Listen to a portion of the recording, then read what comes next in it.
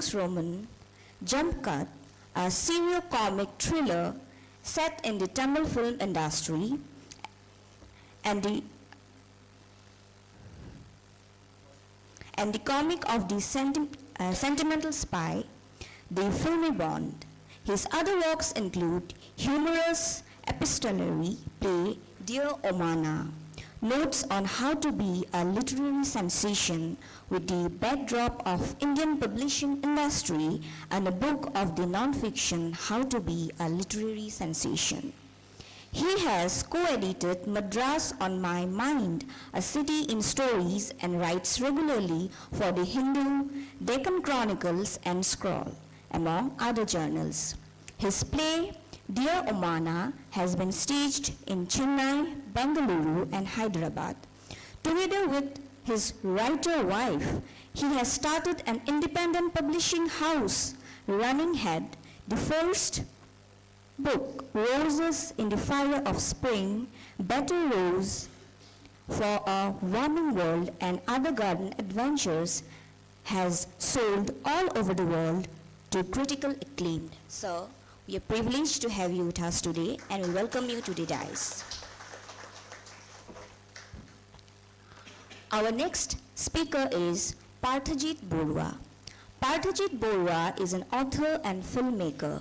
His book, including A History of India's Northeast Cinema, Deconstructing the Stereotypes, Face-to-Face the Cinema of Adar Gopalakrishnan, History of Assamese Cinema, and Aribam Sham Sharma, The Memory of Indian Cinema.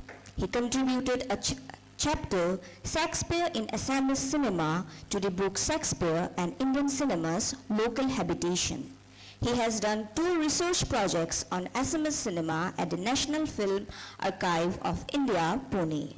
He has directed 12 documentaries and 1 feature film, The Nelly Story, which has been screened at national and international film festivals.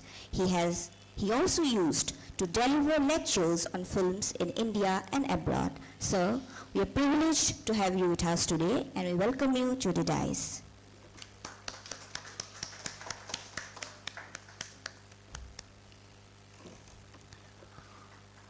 We now formally begin our session, and with this, I hand over the session to the dais. Thank you.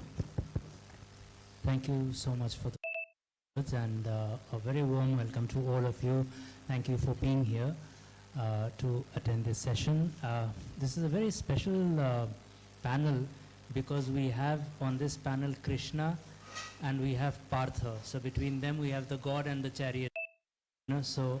And we also have Mihir, who is the sun god, and the father of Karna, and of course I am Shantanu, with whom Mahabharata originated. So between us we have more or less covered the epic and all storytelling and screenwriting that there can be in this world.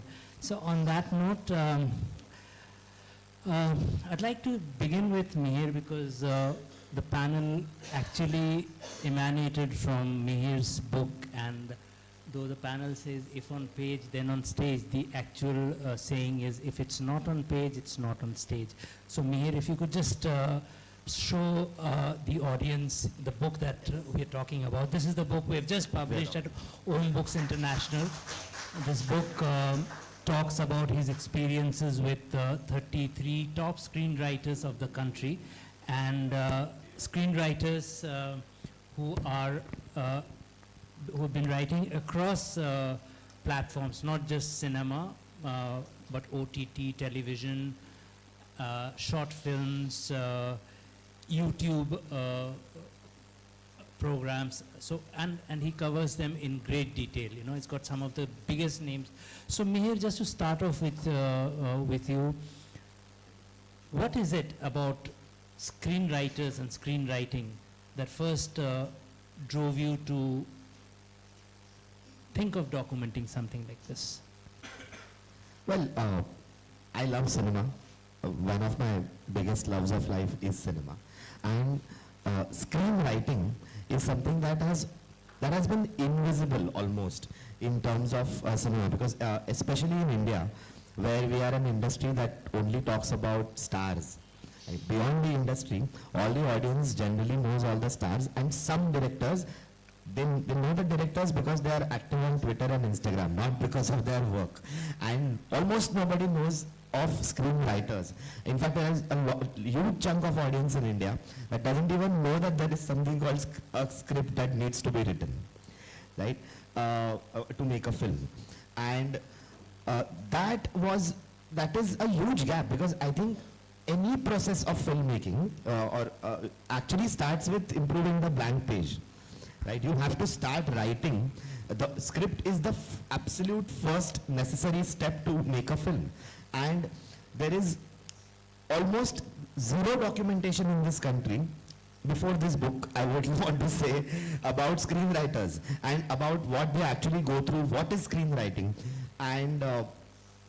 and their journeys and their struggles with recognition, their struggles with money sometimes, because are they paid fairly? There are all kinds of issues and all kinds of various aspects that are tackled here.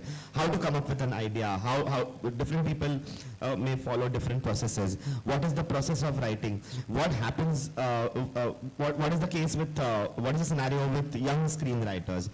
Are they fairly paid or not?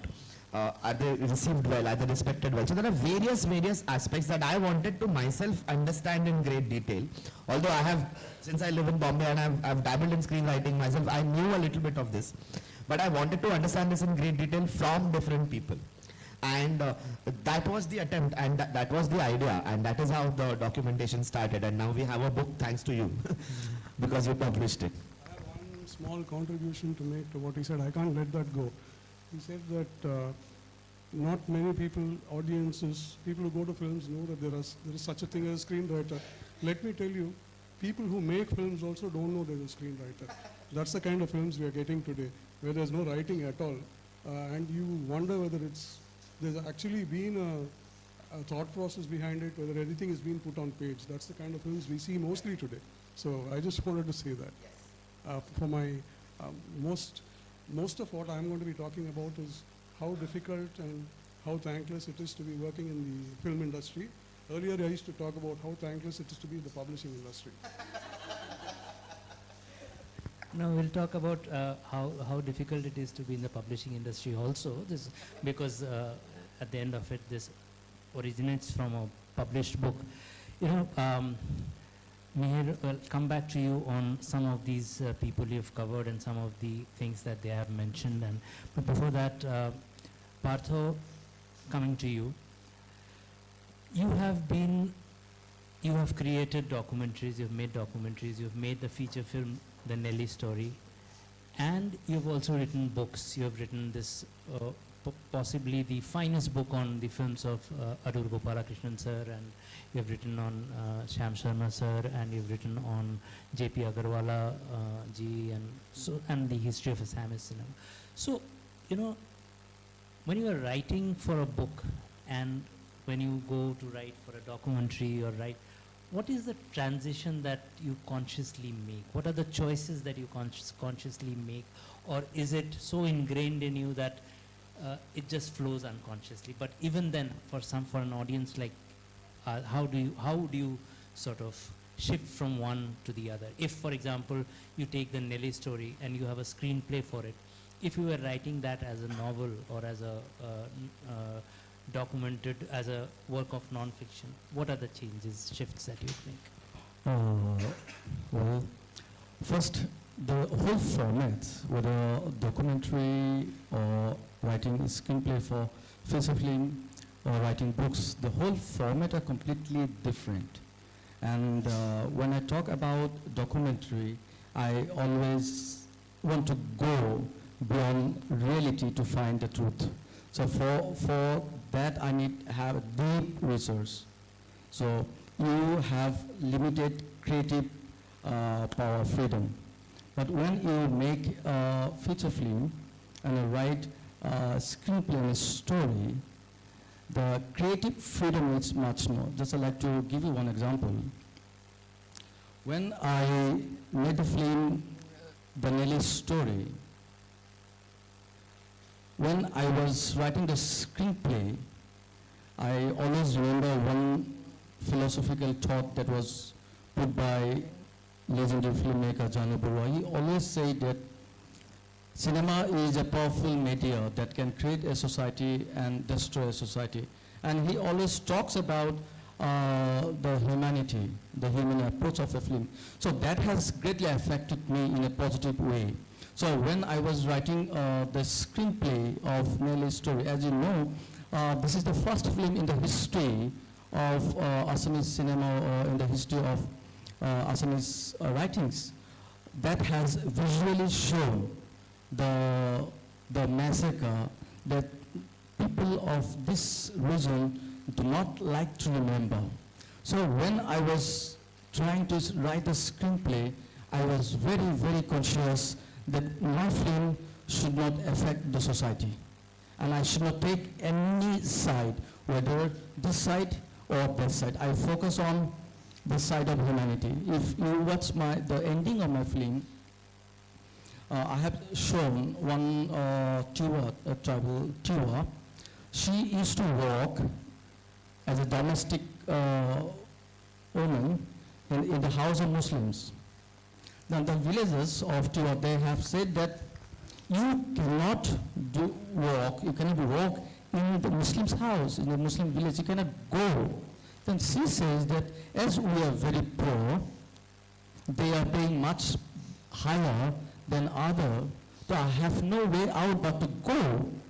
Then the villagers say that if you go, we will boycott the whole family.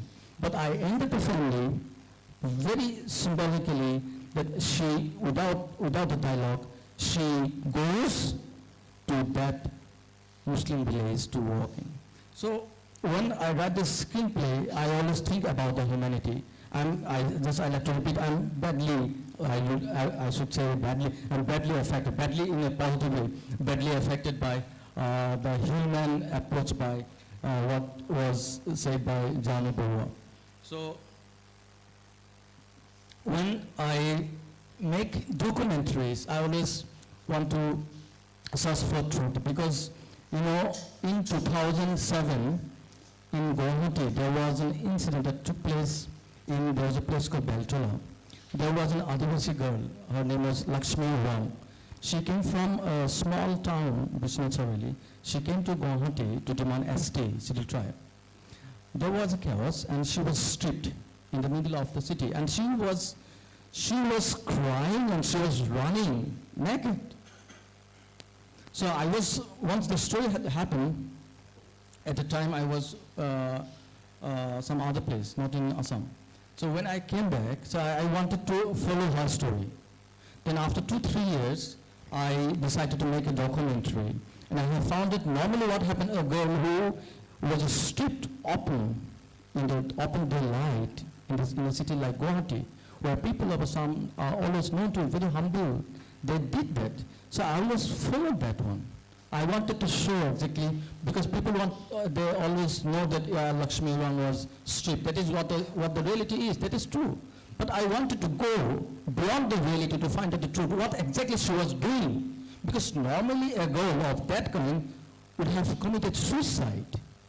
And then later on I have followed her, then I have found that she has become the voice of her community. She was doing some good work. So she goes to the villages, those who are deprived women and girls, she is encouraging her to fight for the right. Then I have made the documentary, and given the name as Lakshmi Rang Rising from the Grave, because the whole incident, metaphorically I have used the word grave. So when I was writing the script of that documentary, so I focus on that part normally people in audience do not see. This is the first documentary. Another documentary, I think you have heard the darkest part of in the history of Assam, called Dhemaji bomb blast. It happened in 2004.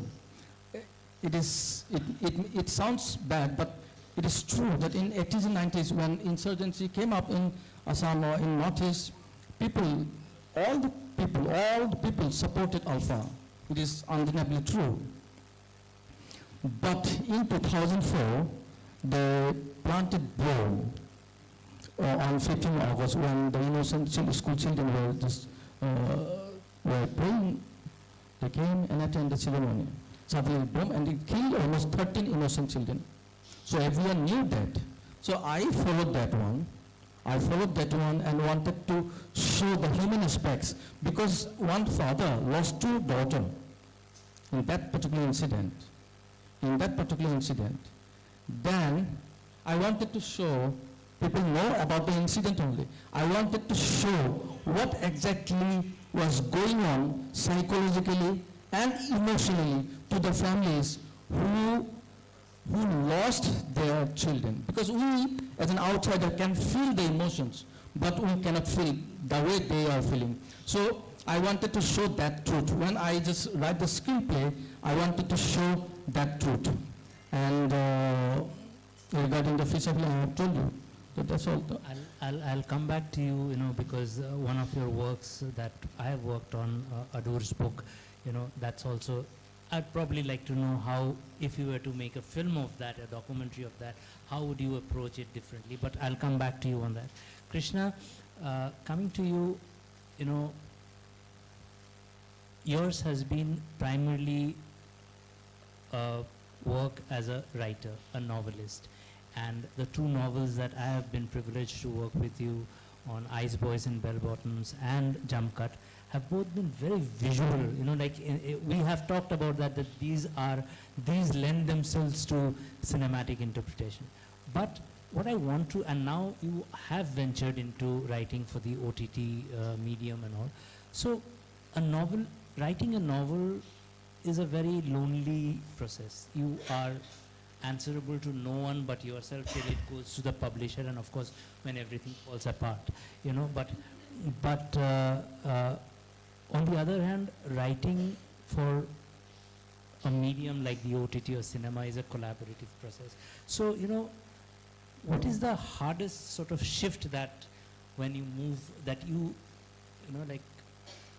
envisage when you move from a novel to writing for screen? And if you were to adapt either of these two books, what are the choices that you would make?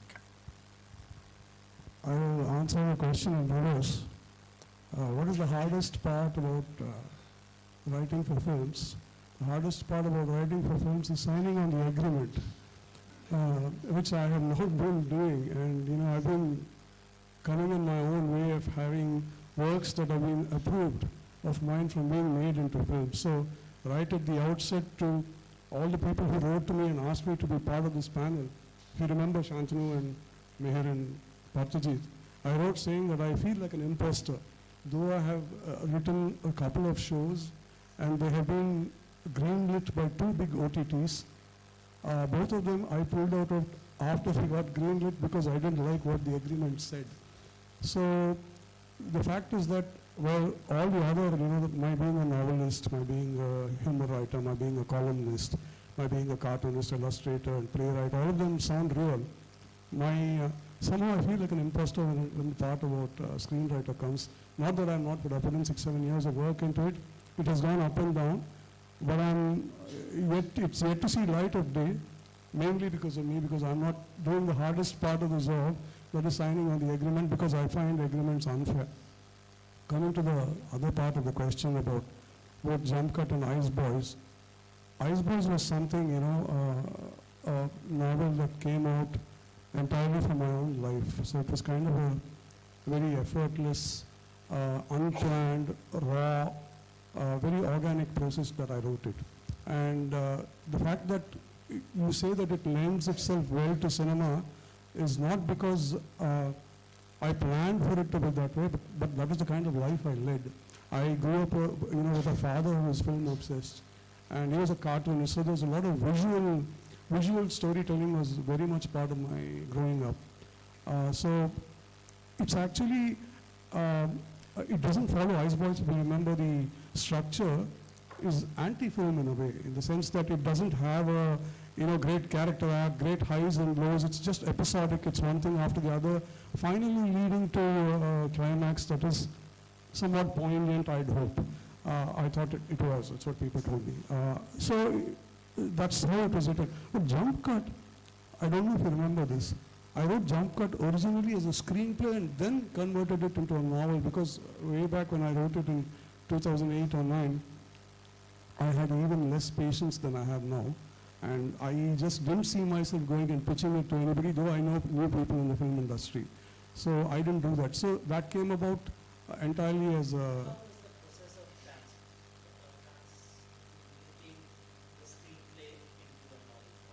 Actually, what I did was to say that I wrote a screenplay was not entirely true. I prepared for the screenplay by writing a single line order or a one line order. I knew how the scenes would unfold. I knew what the core of each scene would be, what the crux of each scene would be, what would move, what wouldn't move. It was a very constructed kind of book. In fact, the kind of book I wouldn't like to write now. I'd rather, at that time I think I wanted to prove to myself that I can write a book completely different from Ice Boys, where it's nothing autobiographical about it, and it's structured unlike Ice Boys, which was very free-flowing.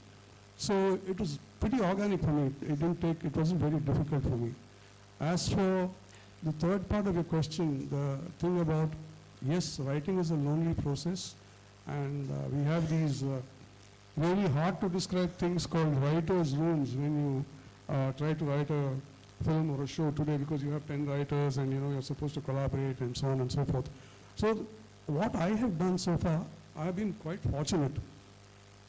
I, on my own time, wrote most of my 2 shows entirely on my own, at my own money, at my own expense, finished it, put it together in a very comprehensive form which people would understand, I hoped, and then I took it out.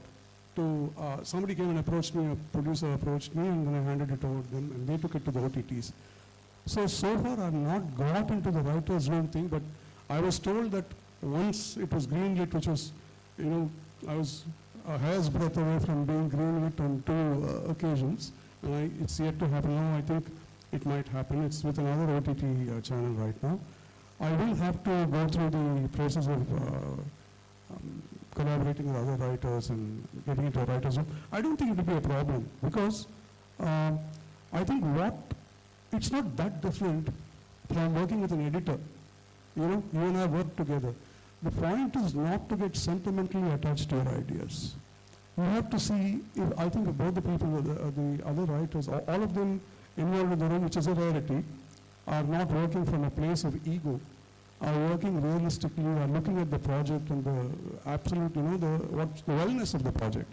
I think it's not that difficult to collaborate. So I've worked in advertising before also, so collaboration is not a problem for me. But yes, the most satisfying part of it is hanging around in your room and doing it all by yourself. Mihir, taking on the title of this session, like if on page then on stage, if not on page then, like from your experiences of speaking to these 33 stalwarts of screenwriters, what in your experience, most often breaks between the page and the screen? What is it that comes apart, like if you remember any particular person there talking about, okay, I had visualized it like this, but it ended up like this, what is it that?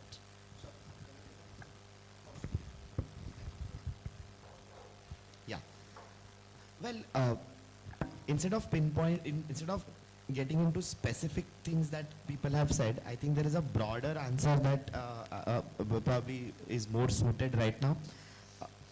From talking to these people as well as from my own experience, I think there are different kinds of filmmakers that exist, right? And some people follow the screenplay that is written to the T on the set. And there are some people who just believe in improvising, right? So, for instance, and this happens across the world. This is not just a case with India. Like from what I'm told, the Coen brothers, they are very, very clinical with their screenplays, and they spend a lot of time and they shoot exactly what is written, and that happens in India as well. But in India, I think the case that has been different, and there are some older screenwriters in this as well, filmmaker screenwriters. So they would tell you that first of all, there was no value assigned to a screenplay whatsoever, right? So sticking to a screenplay is a point that happens when you have a screenplay ready. And till about the 90s or the early 2000s, many people never really had a screenplay ready. And it might sound preposterous right now for people from my generation, for instance, to even go with that idea. But many things. So there is Sanjay Chel in this book, who is the co-writer of films like Dod, Rangila, right? And Sanjay Chel told me that, for instance, if you guys remember the very funny, the very famous scene in Dod, which is "Mere Pitaji bahut bade shikari the," right? It is viral on YouTube as well, and it's if you are familiar with that kind of cinema, it's damn funny. So Sanjay Chel told me that scene was written on set, because they were at this particular location and Ramu was shooting, and these people they were writers, and that scene was written exactly on set and just shot by Neeraj, written by Neeraj and Sanjay, and then Neeraj Vora and Sanjay Dutt and these people shot it. So now that is a very different, crazy way of working. For instance, I mean, some people might call it crazy. And then what has also happened, the other part of this question is that with the advent of OTTs and advent of corporates, there is a lot of structure that happens. So now you can't do this kind of stuff. And in fact, to a fault sometimes. Because now people have to stick to things that are approved. There are like layers of hierarchy that are at play, and some people don't even have the freedom to change what they themselves wrote if they feel that this needs to change. And because for every small change, someone is going to approve, and then their boss is going to approve. And a lot of times, what also happens is that the OTT bosses are MBAs from Ivy League colleges, who, in my opinion and many creative people's opinion, are not qualified to give to offer a creative opinion, but they do, right? And in India, there are very, very few people. Like Sudeep Sharma now is one of them. I know, because he has consistently done excellent work. And there are a few people, but in India there are very few people who really get that kind of freedom, creative freedom, to mount anything any longer, especially on OTTs, because the money comes from that. And with bigger studios, the studio bosses will have something to say.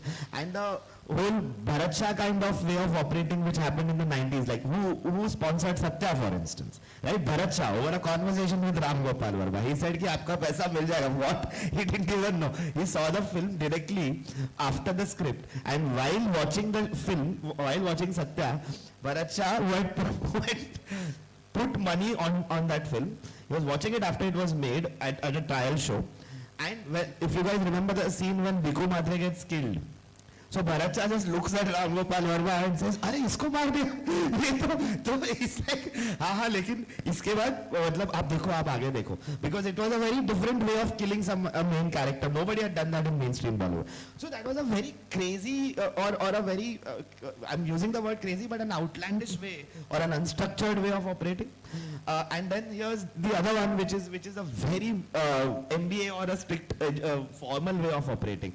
So there are both these sides at play, and I think now we are, from my knowledge and in this book, I think now most people are veering more towards the structure side of it. And if you ask my personal opinion, I don't think that is the right thing, because I believe that creativity, there is a fundamental difference between writing and mathematics.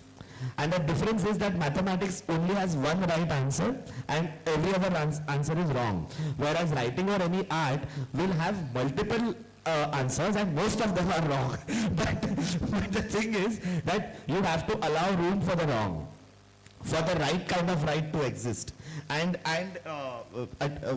getting approvals from management students on scripts is probably one of the most insane ideas of, I mean, it sounds dystopian, to be honest, right? You tell Martin Scorsese that he needs an approval from a Netflix boss. I mean, he'll ask them to buzz off, right? But who in India really has that kind of authority any longer? Very few. And that is the reason why you will always see, so why are independent British shows, right? Why are they so good? Most of them.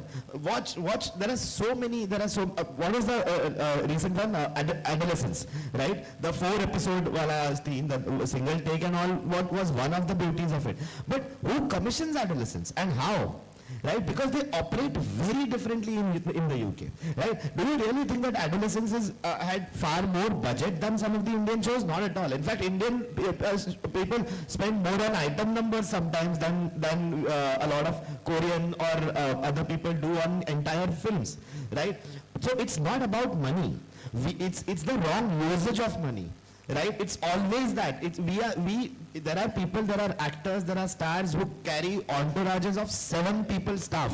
Right? So one person will draw a line with an eyeliner. I've never done that, but you know, one person will do that, and another person for mascara, another person to light a cigarette, another person to get an ashtray, and stuff like that. This is where we spend our money. Whereas most countries that actually produce great cinema, right now, Korea, for instance, what budgets do Irani filmmakers operate with? They are in jail. They go to jail for making that cinema. Zafar Panahi was in jail. Asghar Farhadi operates at a shoestring budget. Why do they make that kind of cinema? Right? Because we are culturally flawed and we are systematically flawed, in my opinion, to approach cinema the way we do. That's my observation. No, I wanted to add one thing to what he said about the MBA, Harvard, Ivy League culture that's come to Netflix and Amazon and the other OTTs. The funny thing is, you have to submit a pitch bible, so many versions of it. Synopsis, a treatment, a line order, character arc, story arc, all these things, hundreds of things in triplicate. And at the end of it, you know what they do? These guys who all come from big colleges, they ask you to give them an old-fashioned narration, I say. I've had to give endless narrations to people. I said, what did they write that stuff for then, I don't see it. What they've done is, they made it difficult for the writer by bringing a new bunch of rules, but at heart, they are as uneducated about the idea of film than the guys, the farmers who sold their lands and came here in the 60s and 70s and set up studios. They're no different. Because at the end of the day, they're going asking you to give a narration. It's very strange that it's changed in one way, but it remains pretty much the same in another way. You had probably one person who didn't have too much of a chip on his shoulder to convince in the old days, guys who were, either jewelers or scrap merchants or whatever they were. They came here and they, put money into films, and you had to convince that one guy. Today you have to convince entire bunch of guys of all kinds of different mental disorders. It's very, very difficult. So I'd like to add one point what Mihir has said. Mihir has mentioned about the adolescence. So it is well accepted across the world, right? So I would like to know one thing. I'm not asking the questions. I'd like to know how adolescence will be accepted in India culturally, more specifically in Assam. So if adolescents were made by our own directors, Indian directors or Indian screenplay writer or dialogue writer, I personally feel the dialogues would have been completely changed. It would have been fitted to the culture of India. That is my personal view. Yeah. It would have been diluted, you mean to say? Yeah, not diluted. It would have been changed. The dialogues used by the young boy, that those dialogues would have been changed, fitted to the culture of India, to the culture of Northeast, to the culture of Assam. So do you think that's a problem, to fit the narrative to a certain culture? As you know, that's the point I like to say. Suppose I'm writing a story and I want to pitch that story to some film festival. Right? Nowadays, as most of you all know, that there are a lot of screen lab out there, screenwriters lab. Suppose I am writing the story from the cultural and social and political context of Assam. If I make that a story, if I submit that story to the screen lab, to the West, they will fit that story to their culture. There are many stories, there are a lot of filmmakers friends who have put their stories with a different way, but when the story has gone to that layer, particularly West, they shape the story to their taste. I won't mention the names because I know it very well. Recently, they have won national and international awards. I know many. I know many. When you made the Nelly story, for example, was the screenplay subject to any of the changes that you mentioned? I Or don't did know. you give in to Maybe they would have, because I believe that violence will bring violence. So I never wanted to portray and show any sort of violence, because there was a big clash, as you know. As I told you that I believe in humanity, I never focus on violence. So if I put my story to the waste or some other screen lab, they would have preferred to show the violence, the clash between those two people, two tribes. Yeah, I believe so. yeah, please. We have time, right? Yeah. So, in fact, just to add to what you are saying, and this discussion is leading to interesting places, I also have this opinion that you mentioned that adolescence would be adapted into our culture, and the dialogue would change. The dialogues and those things will obviously change. But I think adolescence will never exist in the India that we have today. It will never be commissioned. You know, I mean, I'm ready to do this, if you sponsor this, of course, Shantanu, but we can actually do this experiment, right? Let's take 3 of the best scripts in the world that are known shows, right? And let's circulate them around Indian OTT offices without the names. Take French classics if you want. Pick any genre.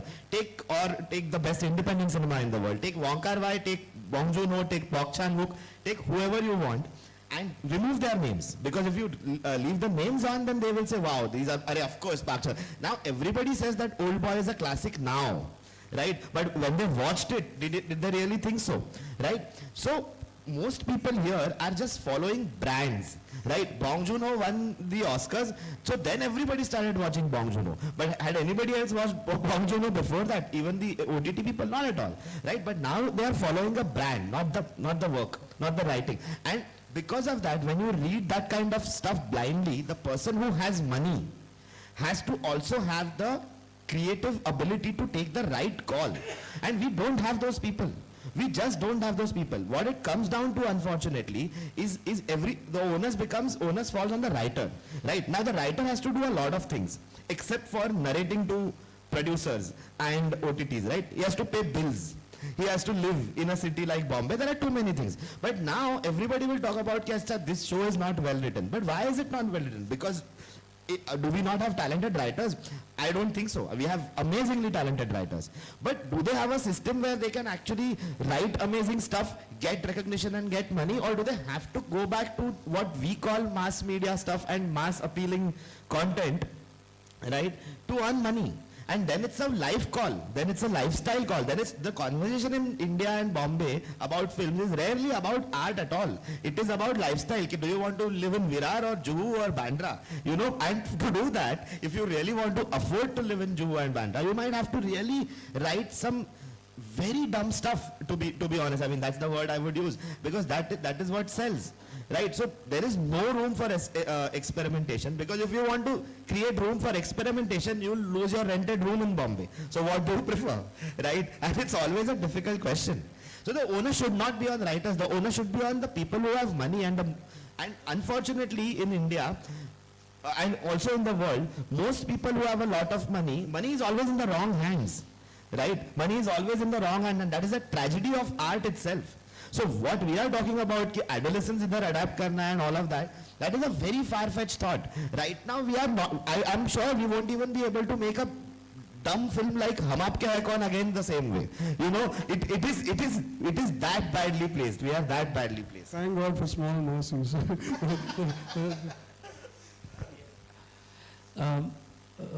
Krishna, as you know, like somebody who navigates between the written word for a book and the written word as will appear on screen. When you encounter a screenplay, and you write a lot about watching OTTs and, you know, some of the most biting stuff, some of the most illuminating stuff that I read on Facebook in your posts. When you encounter a screenplay that really moves you, what is the one thing you sense almost immediately that tells you whether this will work on screen and not just on paper? You know, like when you I, I, yeah, correct. I think what, how do I look at it? I can only speak from what I have written. I have not read, a screenplay and okayed a screenplay that has become a show so far. Though I have read work of people where I've done some script doctoring also for some Telugu films which will remain unnamed. I didn't have my name on them also because I just gave them advice and I moved out. But it's very clear, okay, I can talk actually from the really bad stuff that I saw. That what works, even if it's written amateurishly, if those are its flaws, if it's coming from an authentic place, you can immediately detect it. If there's integrity and honesty in the writer, if it's there, you can't mask it. Just like vanity and narcissism and playing to the galleries, any of those things, a writer can't mask those. So you see this clearly.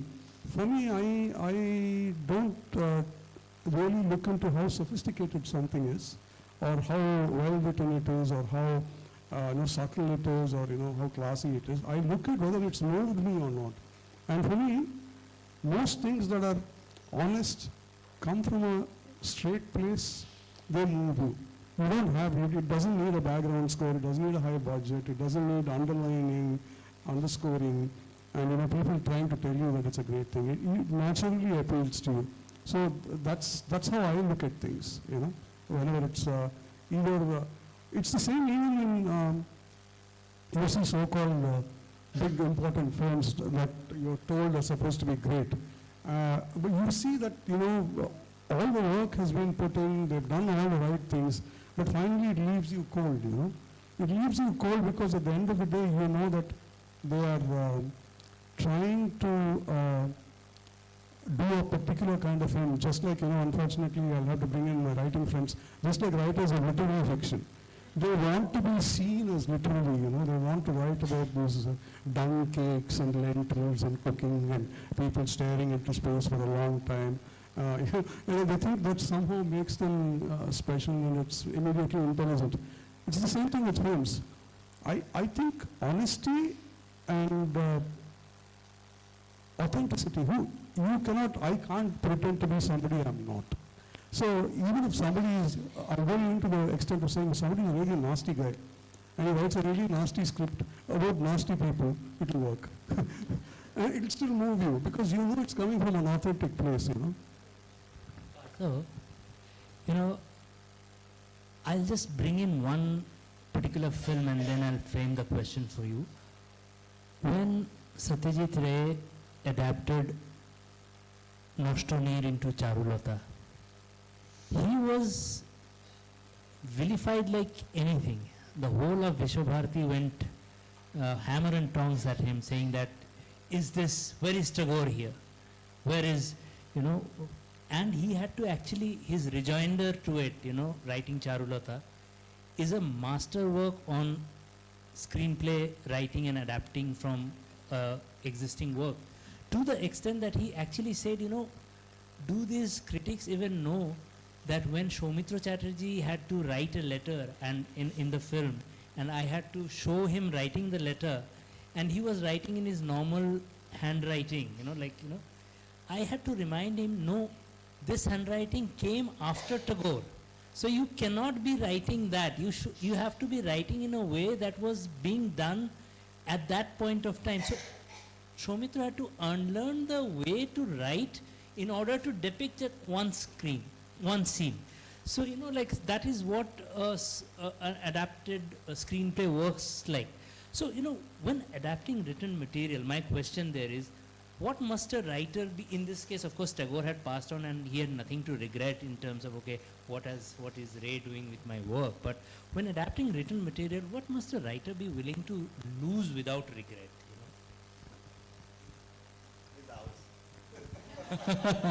No, just when talk about, I'll come to your point, just I'll like some point, because I'm very happy to add this point, because my PhD work is on adaptation Shakespeare in Indian cinema, so I'll be happy.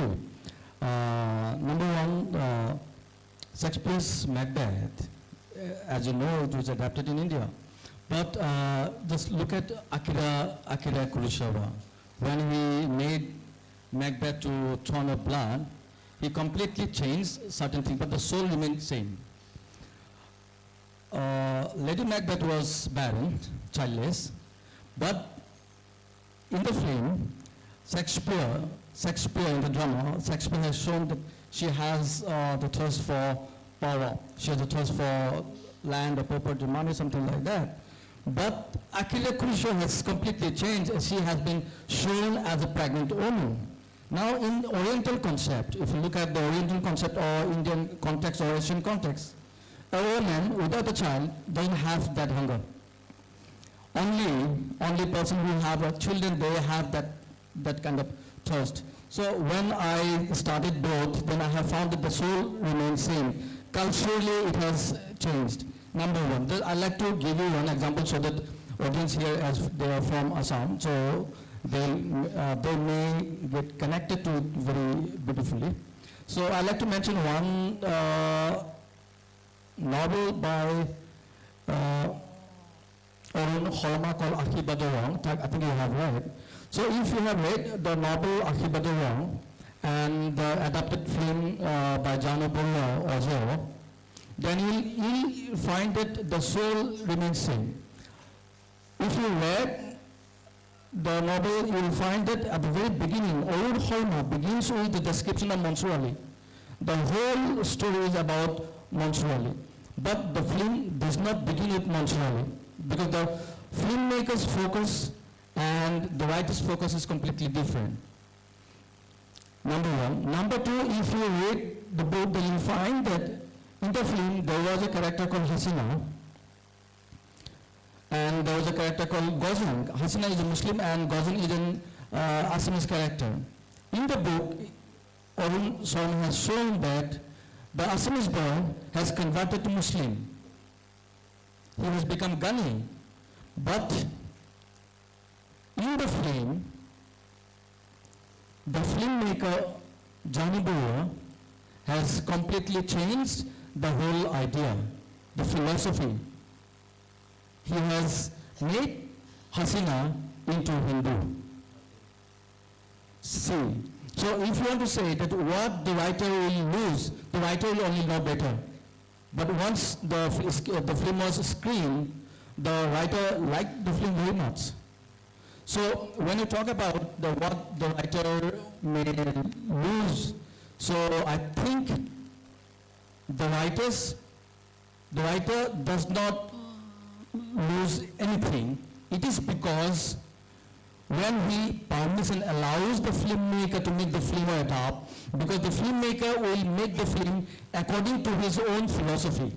So for me, the writer, until and unless the writer permits and allows to make or adapt the film, otherwise some other writers are there who doesn't allow because they do not want to compromise with their own philosophy. Just look at the film and the story. The whole philosophy is completely different.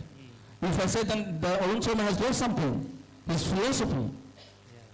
So now the question is, in the at the present socio-political context of Assam or India, Arun Sharma's film, novel maybe would have been highly rejected because the lead hero has been converted to Muslim at the present political context. But this film also was made in 2014. So this film was well accepted. So it depends on how the filmmaker talks with the writer. Another example I like to connect with the Assamese audience here. Another novel called Halodhia. If you give me permission, can I talk? Please, absolutely. Another novel called Halodhia Sorai Baudhan Kai. So English title is, it's a book title, novel title and film title is same, but in English film title it has been subtitle as The Catastrophe. In the film, in the book, Human Borguna has shown 7 children. The small poor family, they have 7 children. Number one. But in the film, the filmmaker has reduced 2 children. And in the film, the poor farmer does not get back, in the book, the poor farmer does not get back his land. But in the film, the poor farmer get back his land. It shows the two different ideology and philosophy. The writer's ideology is completely different. So from that point of view, as you have asked me, from that point of view, the writer has lost his ideology, the writer has lost his philosophy. And this film has incorporated a new ideology. Yeah, in fact, Yes. that's very interesting because, again, coming back to Ray, when he made Oranir Din Ratri, Days and Nights in the Forest, Sunil Gangopadhyay was the novelist of the original work, was rather disappointed. He made his disappointment apparent because in his original story, the 4 characters, the 4 friends who go off into this jungle for a outing, belong to the lower middle classes. They are almost the lumpen youth who have nothing to lose. And here is Shrutajit Rai, who is just changing the socio-economic structure of the 4 boys. They become suited, booted guys who drive in a car and go and, are talking about paintings and, the Western. So, Sunil Gangopadhyay has actually said, these are not my characters. But what Ray has done, probably because Ray was more attuned to this socio-economic strata and he wanted to make a comment on that class of youth, he made that, So, coming to you, Mihir, do these writers you have talked about, like often great screenwriting sort of disappears between performance and direction. So how do, and one of the most heart-wrenching essays in this is about Om Darbadar, Kamal Sarup. How does a writer ensure that the work is felt even when people don't notice the writer behind? The work is felt, that it resonates. Even when the writer, like if I say Om Darbadar, I don't think anybody will even bat an eyelid here. What's that? But if you could just. Well, I think the thing with screenwriting is that it should not be, its presence should not be felt while watching a film, right? I mean, a successful act of screenwriting is when it is invisible while watching the film. Yeah. Much like all the departments, actually. You should not notice the music. Correct. You It should should not be notice natural. the special effects. Correct. And lots of reviewers write about how good the editing of a film was. Correct. How can, if the editing of the Correct. film is good, you won't notice it. Correct. And exactly. The fact is that Especially writing and editing. yeah, in fact, Yeah. if you ask me, I think you shouldn't even notice the acting. When you come out, I think you should just feel the experience Yes. of it. If you are able to isolate elements in a film, or in a book for that matter, it's like saying the binding is good, the commas were good, the page numbers were good, in a book. Correct. It's the same thing. Correct. So I think the reviewers who write today talk about, background music was fantastic, the interval block was fantastic. Correct. So the fact is that, I'm sorry I hijacked this thing from you, but I think when you write for film or write even books, I think the whole point is that you disappear. Yeah, but that's not what writers want, do they? They want to be on stage with mics. So they want to be photographed, they want to be on Instagram, and they want to be at the lit fests. See? The most illuminating conversations with a filmmaker and was with Dave Benegal, and who said, like the whole system of writing on cinema is also flawed. What he termed was a thali system of review. He said that editing is good, acting is bad, second half is good, writing is okay. How can you separate, the popcorn? Yeah. So, Mir, go on. Yeah. No, of course. Very well said, in fact. And I think I meant to say the same thing about this, that I don't think you can really, I mean, if there is a situation, imagine a situation when someone is watching a film. When someone is watching a film and suddenly they pause their mind saying, wow, this was well written, this dialogue was well written. I think that's a huge, that's a gross failure of the film itself, right? So, in the experience, everything should be seamless. But again, the thing is that, Shantanu, you were also speaking about adaptations right now. And adaptations are again, there are many discussions about adaptations in this book as well. And it is an interesting topic because there can be different opinions about it. Right, I'll tell you where I stand, but before that, you were talking about how the novelist was not very happy with Satyajit Ray's adaptation. So not very happy is still a respectable way of going about it. Now I'll tell you a story of The Shining, which anybody associated with, anybody familiar with Hollywood would have definitely seen. Shining is a story that is Stephen King's story, right? He is the highest adapted novelist of all time, at least in Hollywood, right? Yeah. Nobody has I think Stephen King would be, but at least the monetarily maybe he is earned the most, Yeah. right? Or one of them. Most high profile Right. sort of adaptation. Correct. So Stephen King, now Stephen King's story, but adapted by whom? Stanley Kubrick. Now these are two insane people and amazing at their own craft, right? Now when Stanley Kubrick got the subject, he got the deal that he is going to direct it, and Stanley Kubrick obviously operated with the unsaid condition that nobody else is going to even point a finger at his creative calls. Otherwise he won't work. Now he forget discussing the material with Stephen King or any of the producers. He did his own thing and he made the film. And when Stephen King saw the film, The Shining, he said that this has got nothing to do with the story that I sold to you guys. And he had a problem with Stanley Kubrick, and they had a famous showdown. And Stanley Kubrick said that I don't care who you are and about your novel. The time when I started adapting this novel is my process, and this is my world, so it is my expression.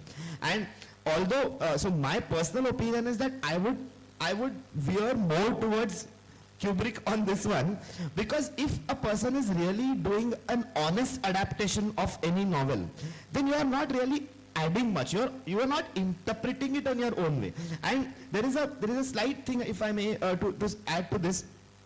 It might sound like an odd analogy to what we are talking about, but Arun Kolatkar, right, one of the greatest poets this country has produced in the last century.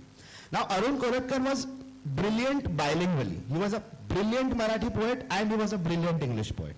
And Arun Kolatkar never translated, not once in his life has he translated a single poem from Marathi to English or the other way around.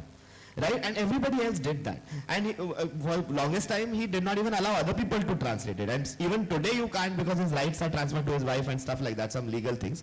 But his point of this was that he always said that if I wanted to translate, let's say Kala Ghoda poem, which is original in English, to Marathi, then I might be writing another poem altogether, which I'm anyway doing in the other language, right? And this is a very fine point about, I think this fits in well with film adaptation as well, because here's one material. But if I'm doing any other exercise add on to that, then at what point does it stop being exactly the same material and start becoming something of its own? Right? So that's halfway into ship of thesis kind of a hypothesis that we are talking about. But it's very philosophically interesting for me at least to investigate this. That why do you really want to be so honest with the original? Because itna hi karna hai to just read the novel na. Why do you want to make a film at all? Is I would want to say. Yeah, in fact, that's an argument that Satyajit Ray imposed on himself also. When he made Chiriyakhana, the adaptation of Bomkesh's story, he adapted it literally and was very unhappy with his own work. You know, he realized that the whole structure of a mystery novel, where the hero calls in, the detective calls in everybody and sort of unravels how he unraveled the mystery, does not work. So when he adapted his own story, Shonar Kella, the Golden Fortress, he flipped the whole thing. Shonar Kella, the novel, was a whodunit. The film becomes a howdunit. You know, right from the beginning you see the two villains. It becomes an adaptation. It becomes, the screenplay becomes an entirely different animal. You know, like it's not the film at all. It's not the book at all. So no, that's what Satyajit Ray, he did not only to Sunil Gangopadhyay and Tagore, but also to, you know. So just a couple of Yeah, just a couple. Even recently, one of the students of Satyajit Ray, he is from Guwahati. He has adapted one beautiful short story by Ray, Portal Babu, the film star. Yeah, yeah. He has made that was a short film, that 30-minute short film, and the Portal Babu, that was the monosyllabic, there was only monosyllabic dialogue, oh, and he has delivered that dialogue in different shapes, and so he has learned. So in Assamese context, the filmmaker Kodeka, he has made the film called Abiskar, Discovery. So In fact, I really like the film, the way he has tried to adapt in Assamese context. Yeah. one of the reasons that the recent adaptations of Satyajit Ray or Byomkesh Bakshi haven't worked in the Bengali is because they are taking the text literally. You can almost see the director focusing on the paragraph and putting it on the screen, which is happening. So just a couple of ending questions before we throw open for a few questions. I'm sure you'll have, Partha, one for you and then one for the panel, and then we wrap it up.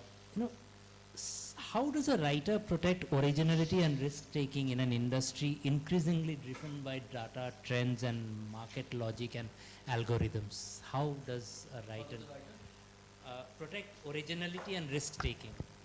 Is there a way, or when you is it talk about the writer and writer has nothing to do with the screenplay writer, so that is completely different. The writer has the power to.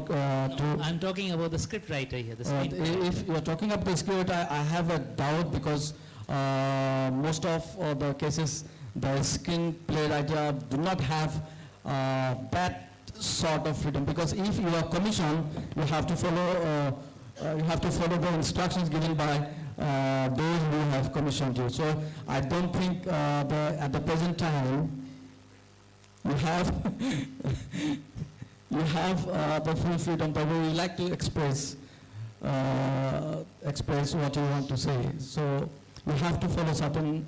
You have to write the story with a certain parameter, with a certain boundary. You can't cross the boundary, and in spite of that, you can just write what you see. You cannot go. You cannot cross certain boundary. I'm hopeful. I'm there here at my state at the university. These lines are more to understand. Yeah. Krishna, Mihir, one final question before we throw this open to the public, to the audience here. In an age of accelerating content and shrinking attention, like we all talk about. I have been asked to write, when I write for the print medium, I have been asked to write not more than 600, 700 words, Don't go into, nobody wants to read more than one scroll of the mobile screen. That's the limitation, if at all. So in an age of accelerating content and shrinking attention, what must screenwriting protect at all costs?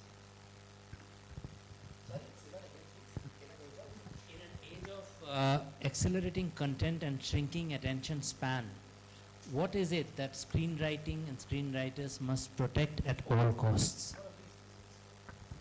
Recently there was a film that came out on Netflix with two big stars, Ben Affleck and Matt Damon, long-time friends and collaborators. I think it was called the Rig, no, what was it? The Raid or the Rig, I'm not sure, or something like that. It was a pretty bad film.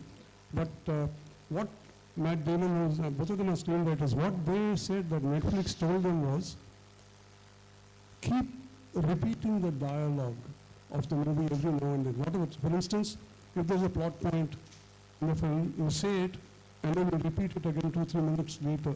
It's like, like you're telling children, go on, in case it's missed. Because what's happening is people are, while watching films, going to their mobiles. So they want them not to miss it. We have finally reached a stage where we have accepted that the person who's going to be sitting there on, your prospective consumer is a guy who's got the attention span of a monkey.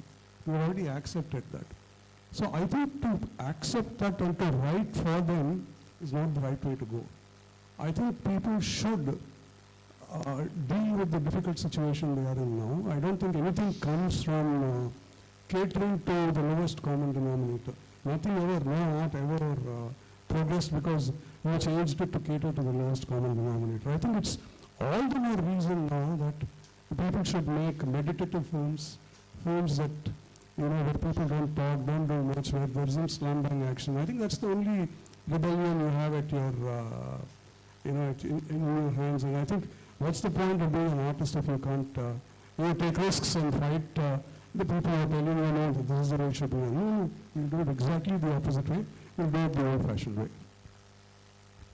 Well, I'll start this answer by saying what screenwriting should not protect. And because I've been around some of these things, people use the word relevance a lot. They just like to throw it around. I mean, it's like one of those things, where do you draw the line? You just say it at any point in any conversation and it will make some kind of sense, right? So are you relevant? Be relevant. That's what people will tell you. People will take classes or, master classes saying, in India I'm saying, or at colleges and schools saying, be relevant, be relevant. What the hell do you mean by being relevant? I mean, there are Satyajit Ray that we were talking about, almost all of his films are still relevant. They have got nothing to do with time or geography at all, right? But suddenly by relevance, a lot of people mean ki relevance matlab kya, ki right now suddenly start using some Gen Z lingo, right? Use some WhatsApp forwards. I mean, this is crazy, right? This is a very superficial idea of relevance. Relevance is always, it has to be intellectual and deeply emotional. It cannot be sentimental and behavioral.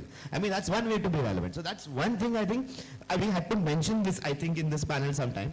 Now, coming back to what I think screenwriters should protect is honesty. That which is the very reason why art should exist, right? And since the process of filmmaking begins with screenwriting, it's probably the responsibility falls there, and also the courage to write, the courage to tell the story that they want to. It is as simple as that. In a world that is trying it's best to not let that happen or to change that continuously in every stage, at every stage. It's a horrible world to be a screenwriter, and a terrible country, India specifically, to be a screenwriter, right? Or a writer of any kind. We only listen to some very successful people. Yes, or ChatGPT, right? Which is pretty similar. Right. But seriously, I mean, we have people there. Of course, there are some people who are very successful. There will be some people, right? And some of them are in this book as well. So we like to listen to those people, and they are all exceptions. Satyajit Ray was not a product of any Indian culture or system. He was an exception. That's why he was a genius, right? Or he was a genius. That's why he was an exception. But if you look at countries like South Korea, right? Why does South Korea make the best films in the 21st century, arguably?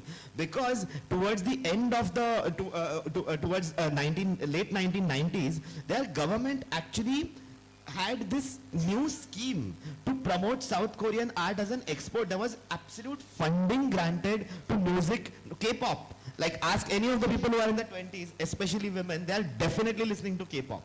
And you know why? Where did it just randomly happen? No. It was a culture, right? If you go to all the European countries, they get grants to do random studies. Like, I met someone who came down from, with a grant from Cambridge to talk about Arun Kolatkar and stayed in Bombay on that money. I think Arun Kolatkar himself would not have been able to afford it at some point in time. So we are a culture that none of our systems support art, right? We only celebrate 2-3 successful people, but nobody really cares about any kind of writing. And poetry, though, definitely not. And screenwriting also, nobody really does. I mean, independent filmmakers, okay, you might get invited to some kind of a panel sometimes here and there, but that's about it, right? And it's a tragedy because we just have false heroes. We have false heroes. We care, if I take a survey right now, that how many different colors of saris did Priyanka Chopra wear in the last 1 month versus how many films did Satyajit Ray make, I think the answer to the first question would be more common, right? Maybe the same number. So anyway, on that note, maybe if we can have a few questions from this audience, if anybody wants to answer. We've got about 10 minutes, so 3 or 4 questions. I had a question for Barua sir, Janu Barua sir, because he was supposed to be part of this panel at one point of time. But I'll ask that question at the end, but before that, if anybody has a question.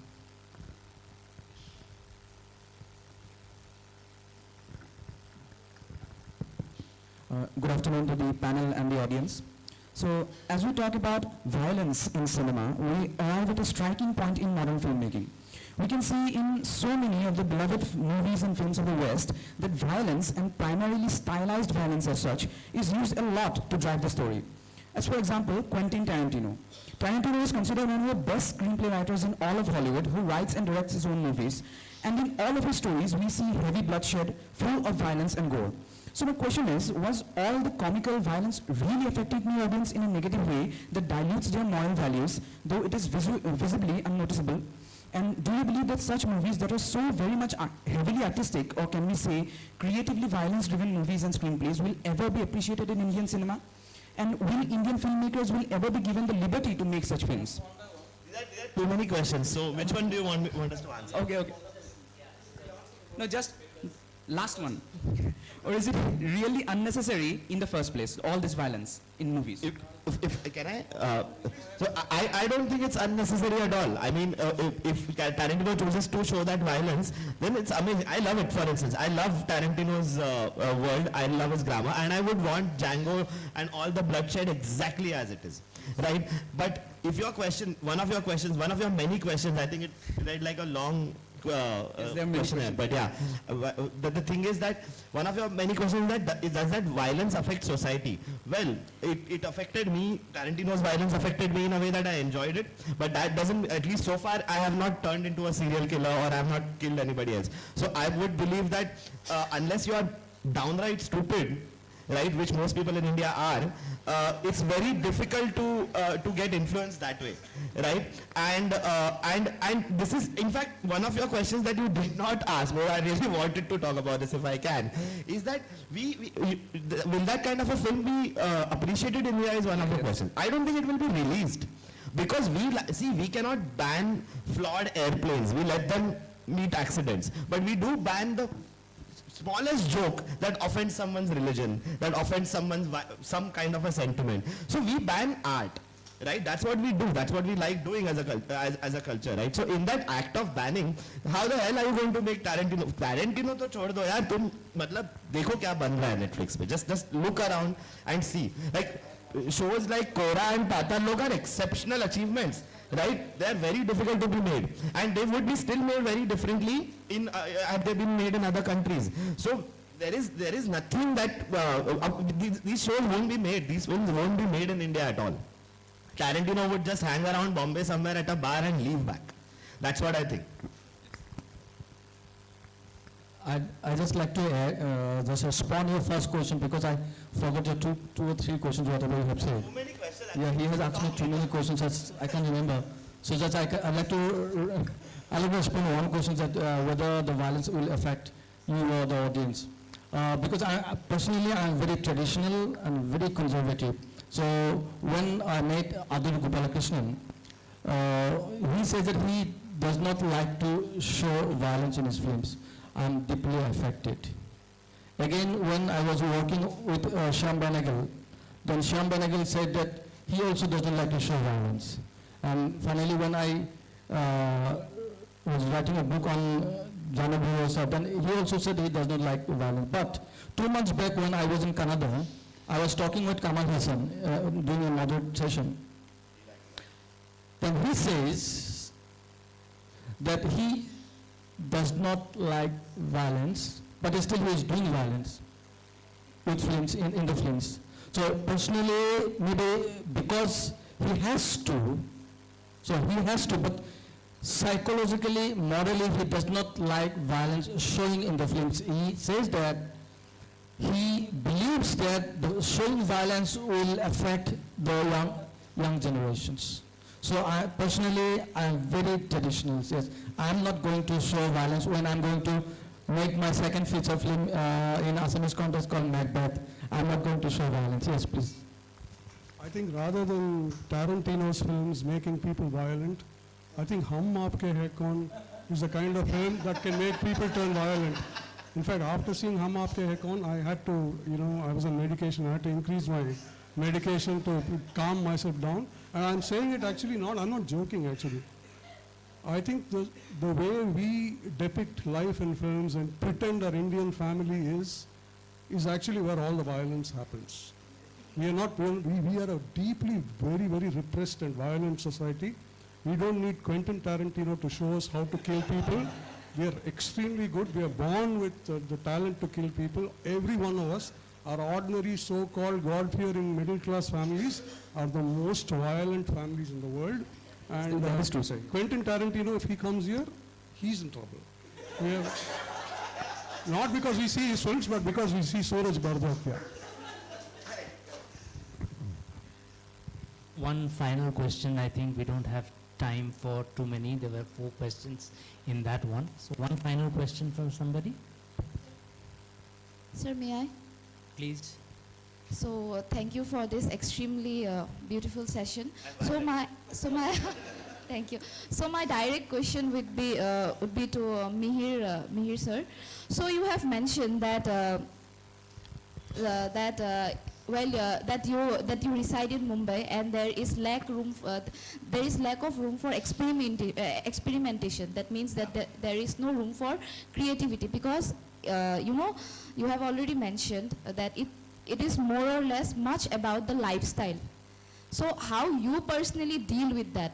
Because you have been reciting there. Well, I did not say it's more or less much about that. I said that it's a choice. It becomes about that choice. For a writer who's just purely making a living out of writing, if the choice is to write what he wants to, what she wants to, or to earn more money and earn a better living, right, then it's not as easy a choice as it might sound in college or it might sound on paper, because it's a real life practical choice, right? There are a lot of people. So I for instance, I work in advertising as well, right? And that's why in advertising we sell whatever. You can if as long as you're paying, I'm absolutely okay to write or advertise any brand in the world, right? And that's why you have to then differentiate. You have to have different walks of life, right? So what you do in advertising is extremely different from what you do as a poet, for instance. That time I'm not thinking of anything else when I'm writing poetry or when I'm writing my novel, for instance, which I just did.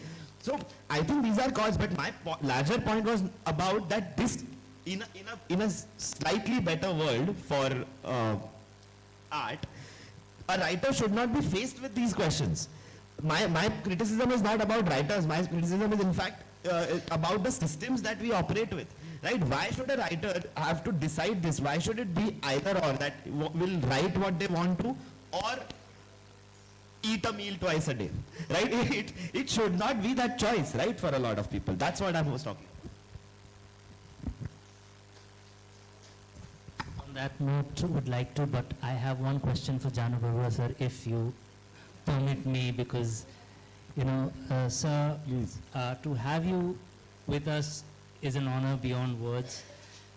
No, I've seen, and your films often feel quietly written, and very wordless. Some of the most powerful moments are wordless in that, So how does a filmmaker or a script writer decide on retaining silence in the screenplay? When does that come into picture? Like when do you decide, Acha, this will be a silent sequence, or I'll go wordless here? How does that decision come? Yeah, of course, as a child, actually, I had always been a silent boy, silent child. It's not because actually it was my choice. I had no choice because I used to stammer a lot, so I never used to speak. That's how I became silent. But in the process, what happened? I have gained a lot from silence. And silence, I gained a lot from silence. Silence, when I started studying, that silence is the most powerful weapon in the process of human evolution. Most powerful. In fact, in music also, they say that silence is the best piece of music. And that's how actually I have always studied that, and then I have gained from silence. So that's how I have tried to utilize silence as the strongest weapon in my process. For example, say I'm a staunch humanist. staunch humanist of gain from silence. So that's how I have tried to utilize silence as the strongest weapon in my process. For example, say, I'm a staunch humanist. Staunch humanist of gain from silence. So that's how I have tried to utilize silence as the strongest weapon in my process. For example, say, I'm a staunch humanist. Staunch humanist of gain from silence. So that's how I have tried to utilize silence as the strongest weapon in my process. For example, say, I'm a staunch humanist. Staunch humanist of gain from silence. So that's how I have tried to utilize silence as the strongest weapon in my process. For example, say, I'm a staunch humanist. Staunch humanist of gain from silence. So that's how I have tried to utilize silence as the strongest weapon in my process. For example, say, I'm a staunch humanist. Staunch humanist of gain from silence. So that's how I have tried to utilize silence as the strongest weapon in my process. For example, say, I'm a staunch humanist.